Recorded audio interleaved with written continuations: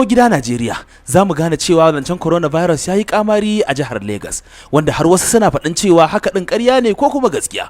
To ga rahoton da Aminu Imani ya haɗa mana a can jihar Lagos ɗin.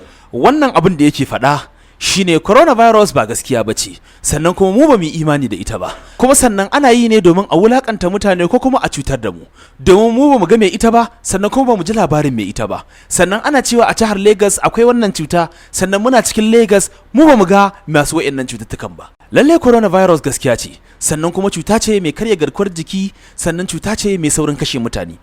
Idan ta shigo cikin Najeriya tabbas za ta iya kashe al'ummar rabin Najeriya. Wannan mataki da gwamnati ta ɗauka, wannan abu yayi daidai. To al'umma masu kallon mu, ga rahoton mu na coronavirus. Yaya kuke ganin idan aka ce cutar coronavirus ta shigo Najeriya, musamman ta yi ƙarfi a jihar Lagos? Ga kuma cinkoson mutane, 'yan goyin ne, 'yan mota ne da mutanen gari.